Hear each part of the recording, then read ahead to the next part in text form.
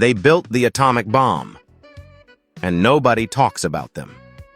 Between 1942 and 1944, around 15,000 black workers arrived in Richland, Washington, seeking better jobs and a fresh start in the Pacific Northwest. According to federal records and Manhattan Project documentation, they believed leaving the segregated South meant leaving segregation behind. They were wrong. The federal government had contracted DuPont to build nuclear facilities for something called the Manhattan Project.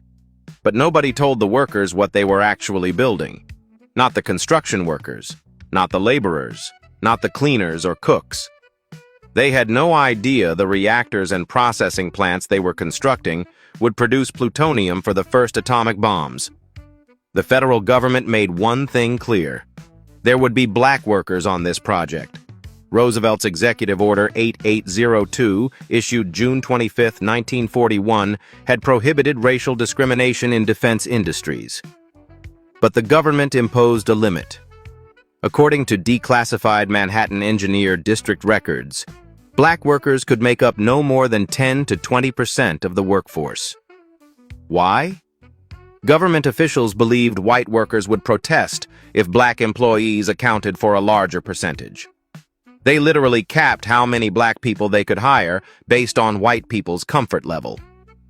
So DuPont brought in 15,000 African Americans from Mississippi, from Alabama, from Oklahoma, from Texas. They came with hope.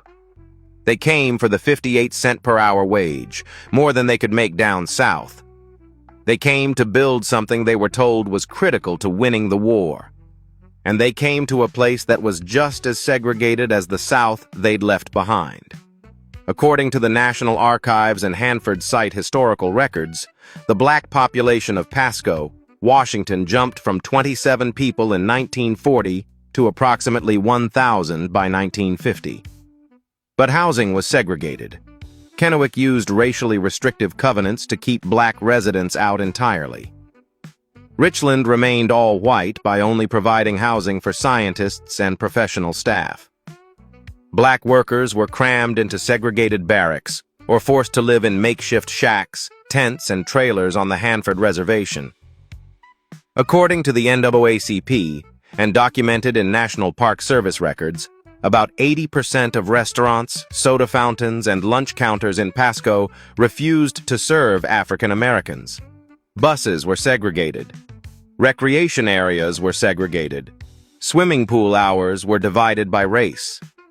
Lula Mae Little was a waitress working in the mess hall at Hanford. She had come north looking for opportunity, like thousands of others. But what she found devastated her. According to the Atomic Heritage Foundation, she referred to Hanford as the Mississippi of the North. Black men were relegated to unskilled labor, construction, digging, hauling. Black women were restricted to domestic work, cooking, waitressing, cleaning. Despite the equal pay policy for equal work, black workers were systematically blocked from skilled positions. Yet they kept working. They kept building. Day after day, night after night. Then, on August 6, 1945, the mystery was solved.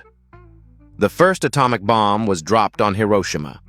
3 days later, a second bomb was dropped on Nagasaki. The plutonium in that bomb came from the reactors and processing plants these 15,000 black workers had built. In 1945, Chicago Tribune columnist Enoch P. Waters, who witnessed the Manhattan Project's treatment of black workers, wrote something that cuts to the heart of the contradiction. If through the work done here, America has advanced science, it is equally true that in the way it has forced Negroes to live here, America has retarded the cause of democracy. And this is ironical because it was to preserve democracy that this whole project was brought into being. Think about that. Black workers built the weapon that defeated fascism. Yet they were denied basic human dignity while doing it. They ended one war for freedom while living under systematic oppression at home. By late 1944, most construction was complete. The majority of African American workers scattered, moving to cities in the region or out of the Pacific Northwest entirely.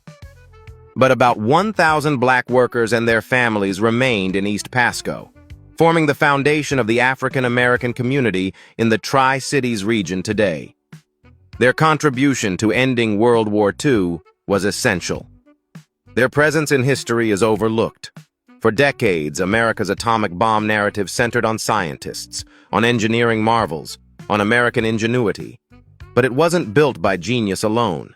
It was built by black hands, segregated hands, underpaid hands, hands that changed the course of human history while being treated as less than human. Here's what I need from you.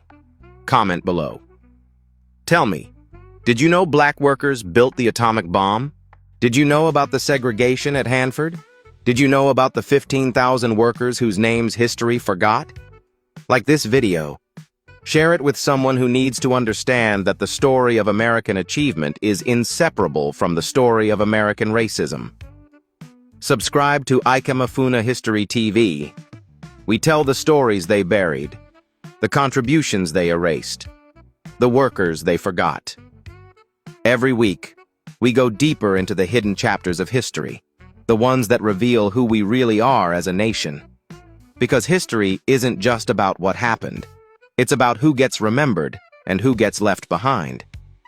These 15,000 workers deserve to be remembered.